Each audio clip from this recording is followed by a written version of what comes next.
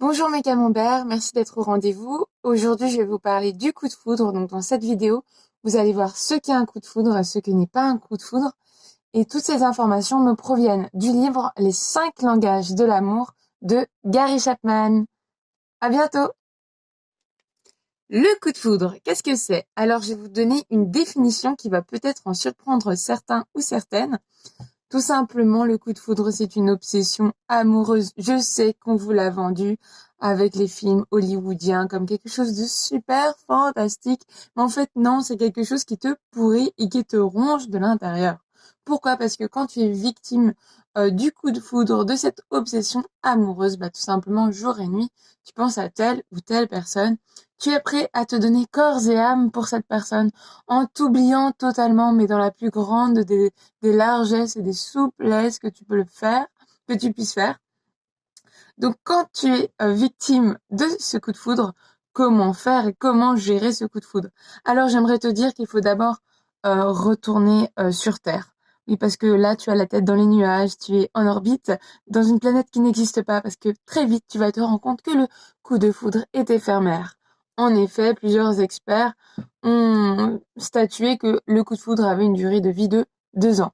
Après cela, tu ouvres les yeux et tu te rends compte que ceux euh, qui ne te gênait pas du tout de faire avant, comme par exemple aller voir tous les tournois de foot de monsieur, quelque chose que tu faisais volontiers parce que tu étais follement amoureuse. Bah, au bout de 2 ans, tu es en train de lui dire, tu me saoules avec ton ballon, va voir tes potes. Voilà. Ou tout simplement les efforts que tu faisais avant qui ne te coûtaient rien, toutes ces bouquets de fleurs que tu achetais, voilà, quotidiennement. Tu ne voyais pas le prix de ces bouquets de fleurs, bien évidemment, sur ton relevé de compte bancaire. Mais là, soudainement, l'amour n'est plus. Le coup de foudre s'est éteint et tu te rends compte que mon Dieu, mais cette nana me coûte très cher. Donc tout simplement, le coup de foudre, pourquoi ce n'est pas de l'amour? Premièrement, parce que vous êtes dans un déni. Vous vivez dans une illusion amoureuse. Pourquoi? Parce que vous avez eu tendance à mettre la personne que vous aimiez sur un piédestal. Donc vous l'avez mis sur un piédestal.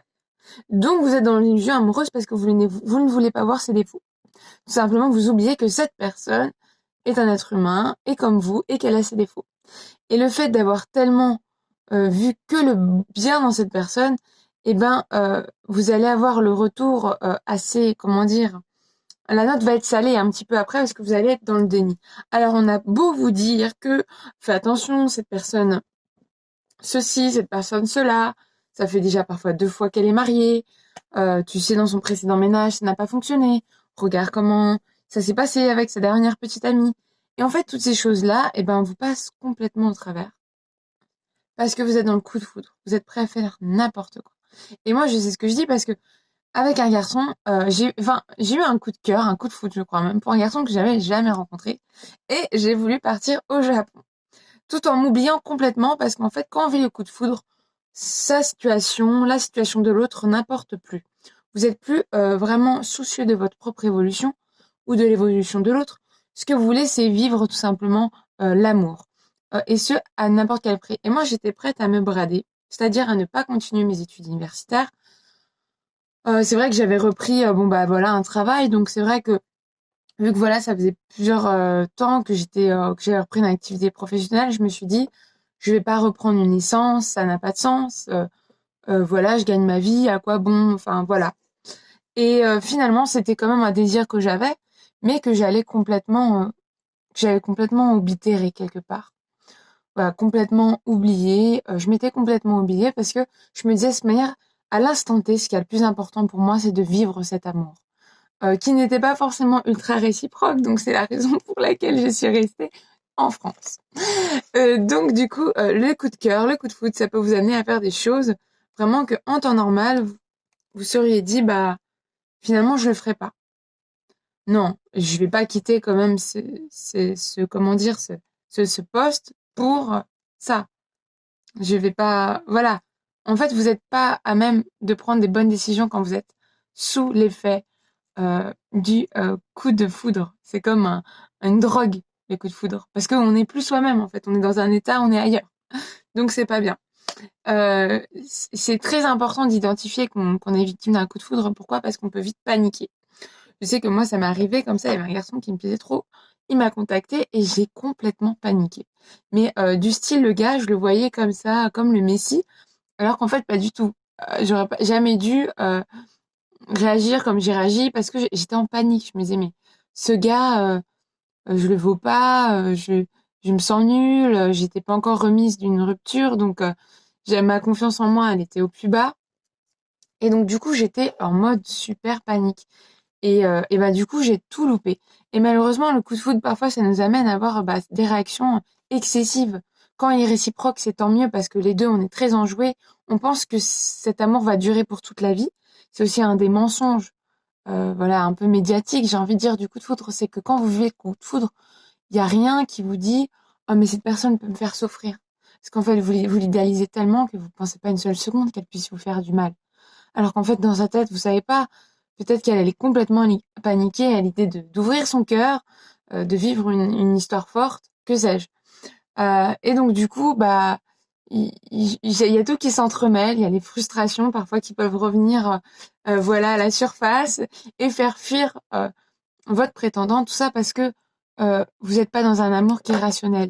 Et en fait, des spécialistes s'accordent que voilà, l'amour, le coup de foudre n'est pas un amour, c'est pas de l'amour, c'est une obsession, c'est un amour obsessionnel parce que vous allez faire des choses, poser des actes qui ne vous ressemblent pas en temps normal. Moi, je sais que d'une de mes précédentes relations, j'ai mon ancien compagnon qui m'a offert une voiture, une belle voiture, voilà, une très très belle voiture, une voiture de luxe quoi.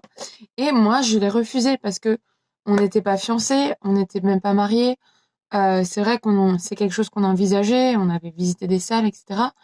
Mais je sentais bien que il m'aimait trop. En fait, ça m'étouffait que c'était de son côté, moi j'étais amoureuse normale, lui il était amoureux plus plus. Donc du coup, ça fait que dans un couple non plus, ça peut pas marcher quand les deux sont pas sur le même pied d'égalité. Et ce qui fait aussi que parfois, on peut tout simplement, il y a quelqu'un qui peut être destiné, mais tu vas le louper tout simplement parce que tu l'as mis trop là. Lui, il était là et toi, tu voyais déjà en mode Spielberg, mariage et compagnie. Mais c'est humain, je veux dire, parce que c'est dans le coup de foudre, en tout cas quand il est réciproque, on a envie de se projeter sur du long terme et sincèrement, et très souvent, comme le dit le livre de Gary Chapman, quand on a un coup de cœur, un coup de foudre, on pense que ça va durer toute la vie, donc on veut l'union du mariage. Donc souvent, vous avez des gens, quand ils ont un coup de foudre, un coup de cœur, pouf, ils se marient très rapidement parce que c'est les étincelles tout de suite. Dans la vraie vie, c'est pas comme ça, les amis.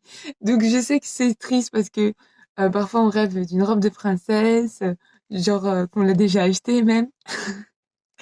Et du coup, voilà, on se fait des films parce que on est complètement en orbite, ok? On est complètement pas à même de gérer cette situation. Donc le mieux, c'est de vraiment se rendre compte que on est victime d'un coup de foudre. On est victime d'un coup de foudre. C'est une obsession amoureuse, c'est dangereux. Ça vous fait perdre beaucoup de choses. Ça peut vous faire perdre même la confiance en soi si vous trouvez que l'autre est trop magnifique, par exemple, et que vous le méritez pas. Ou ça peut complètement vous faire avoir une mauvaise image de ce qu'est l'amour. L'amour, il est patient. L'amour, il est conscient de ce qu'il, par exemple, si vous allez à inviter une amie au restaurant pour son anniversaire, vous allez avoir conscience que vous allez dépenser 50 ou 60 euros, 100 euros, je sais pas, pour un bon dîner, je sais pas, un bon restaurant, ça peut chiffrer, quoi. Mais vous en avez conscience parce que c'est de l'amour agapé, de l'amour amical. Euh, mais, euh, mais quand vous êtes sous la frénésie de l'amour, coup de foudre amoureux, vous êtes en orbite, vous allez vous faire des choses que c'est pas possible de faire autrement. Donc faire très attention. Voilà, j'espère que cette petite vidéo vous aura plu. Ça fait 3 fois que je la refais. Faut savoir que mon téléphone s'est mis à bugger. Il y avait un son de zombie à chaque fois que je faisais cette vidéo. Donc voilà, j'espère que cette fois-ci, cette vidéo, le son va sortir correctement. Je sais pas, qu'est-ce que je peux vous dire d'autre? Lisez le livre de Gary Chapman, Les 5 langages de l'amour. Voilà, je vais faire une prochaine vidéo sur les 5 langages de l'amour. Merci d'avoir été fidèle à ce rendez-vous. Vous avez pu voir que ces 3 derniers dimanches, j'étais pas vraiment ponctuelle. Je m'en excuse. Voilà. Et qu'est-ce que je voulais dire d'autre? Mais voilà, surtout, ne succombez pas, ne soyez plus victime du coup de foudre amoureux. Raisonnez-vous, écoutez vos proches, c'est important. Essayez d'avoir les pieds sur terre. Et qu'est-ce que je veux dire d'autre? Bah, prenez soin de vous, je vous aime, mes camemberts. Merci de mettre des pouces bleus, de liker, de vous abonner à ma chaîne, à ma page Facebook Camille Présidente. C'est vrai que bah, j'ai certains projets en cours qui me prennent beaucoup de temps. Donc voilà, je fais au mieux pour faire que cette petite chaîne YouTube soit encore debout. Voilà, je vous embrasse et je vous dis à bientôt. Ciao!